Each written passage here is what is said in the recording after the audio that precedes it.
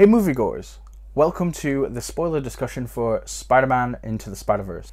Just a fair warning, I got an advance screening for a charity showing, so I did see this in advance. If you are watching this right now, this is a spoiler-filled discussion. I do have a spoiler-free review that you can go check out for yourself if you haven't seen it yet. Okay, with that out of the way guys, let's just jump straight into the spoiler discussion.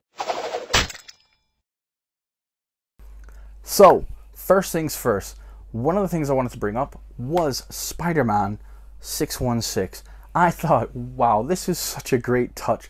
Having Spider-Man from the 616 universe being in his 40s was a brilliant touch. He's old, he's experienced, he's divorced MJ, he's overweight. It doesn't seem like maybe he's been Spider-Man in a while. He's living in an apartment in squalor. He's constantly in the suit. When he first arrives to the Ultimate Universe, you know what I mean? He's he's in sweatpants.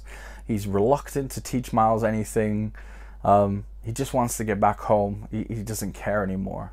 You can tell that this is a Spider-Man that's been through a lot, even to the point where he makes a lot of jokes. They're in the ceiling, and one of my favorite bits is when he's like, wait for it, he's gonna say, you only have 24 hours. And then Kingpin literally goes, you've got 24 hours to finish the collider. As a Spider-Man fan, it's really refreshing to see Spider-Man. Maybe I wouldn't have put him that old, but for the point of the film, it works. But yeah, again, it's nice to not see another teenage Spider-Man. They're always reverting him back to being 15, 17. Even the Insomniac game put him at about, what, 23? So this was really kind of cool to see, like, he's been there, he's beat a lot of enemies. I don't have to say anymore. I thought Miles was a brilliant character. I always liked Miles. Not only are his new powers make him stand out, his costume design, his youth. He's much younger than even Peter was when he first got his powers. I think that's what makes the mentor role really good for him, because obviously he's so young. Peter didn't have that. And also, I like the fact that his origin story is similar, as all the other Spider people say, you know. We're the only people in the universe that probably understand what you're going through. Not only did we get bit by a spider to give us random powers we didn't ask for, but they all had some kind of tragic loss. Spider-Noir lost Uncle Benjamin. Gwen Stacy lost Peter Parker. Penny lost her dad. And I forget who Spider-Ham lost. I think it was his version of Uncle Ben. It is a very unique position for Spider-Man to be in. Normally he is quite alone in this suffering. So anyways, I liked kind of how, like, Peter's choice was a greedy or evil one, if you will, with what happened. He chose not to stop the wrestler, and that got his very good uncle killed. And that made him think, with great power comes great responsibility. Miles has the opposite. He is a good person who tries to make good decisions, but his uncle was a supervillain, the Prowler. It's only at the last minute when he realizes his nephew is now the Ultimate Spider-Man, and remembers how much he loves him, and that, you know, his nephew means more than anything to him in the world, that he has a change of heart and realizes he can't keep doing this. It really kind of turns the Spider-Man mythos on its head. He doesn't have that emotional guilt to fall back on. The only emotional guilt he does have is the fact that he essentially was too scared to help the Ultimate Spider-Man, and he died. Now, the Ultimate Spider-Man, they try to make him really different in order to probably draw a parallel between Peter B. Parker or Peter 616. They made him blonde and blue-eyed. This is an obvious homage to me to Ben Reilly, the Spectacular Spider-Man, when he took over for Peter Parker. And I thought it was really, really cool. They even got Chris Pine to voice him. This is completely different. This is almost like an original take. This Spider-Man is successful. He's not young, too young. He's 26. Him and Mary Jane are married. They have a daughter, May. Again, another homage to another universe, the MCU too, where Mayday Parker becomes Spider-Girl. His basement is, you know, like a spider cave. Aunt May knows who he is. She's in on the deal. She helps make his suit, helps make his web shooters. It's basically everything the 616 universe Spider-Man never had. Let's talk about the other Spider people as well. SpiderGwen, I think, was always going to be there. She's such a fan favorite. A lot of people cosplay as her, that resonate with her being a female Spider-Woman. Female Spider-Woman. Yeah, I just said that. The one that I knew the most after her was Spider-Noir. His powers are a bit different in the comics. Again, they just kind of generically lumped him in. He's supposed to be like the better fighter. He tries to teach Morales how to fight. Again, as I joked in my spoiler-free review, he likes drinking milkshakes and punching Nazis, lots of Nazis. And again, Nicolas Cage, oh my god, like, I was sat there in the cinema like, is that?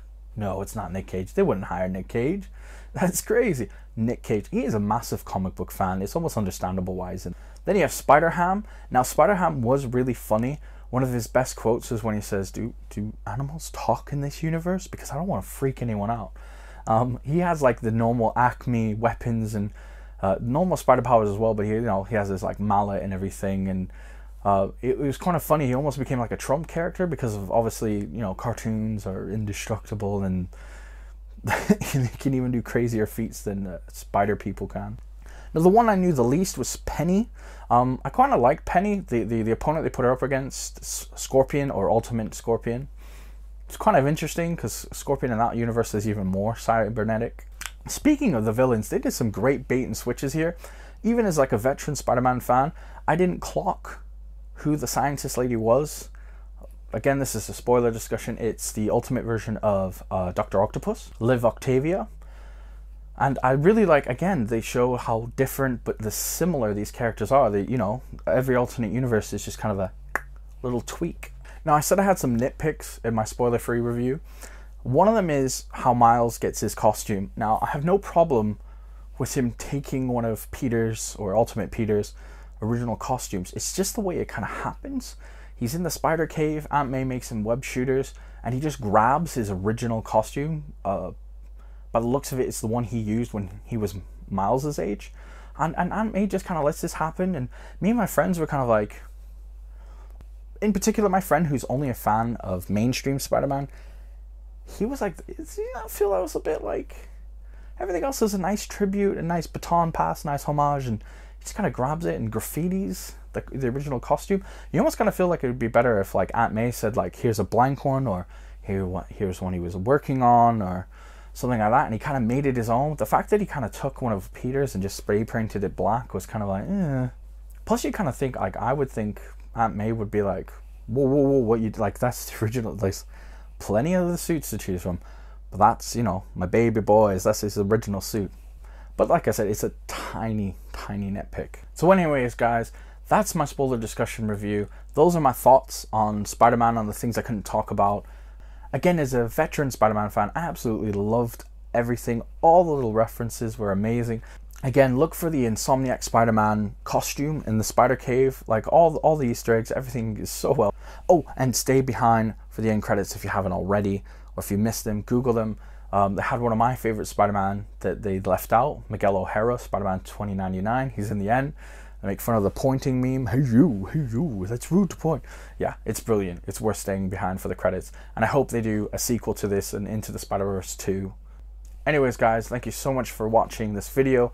Give it a like if you agree with me, or if you enjoyed it, if I gave you some insight. Again, don't forget to comment. Let me know who your favorite Spider-Man is from any universe. And lastly, if you like some more Spider-Man content, don't forget, if you haven't seen already, my Spider-Man review that's spoiler free, and the PlayStation 4 Spider-Man Collector's Edition. Thank you so much for watching, guys. See you in the next video.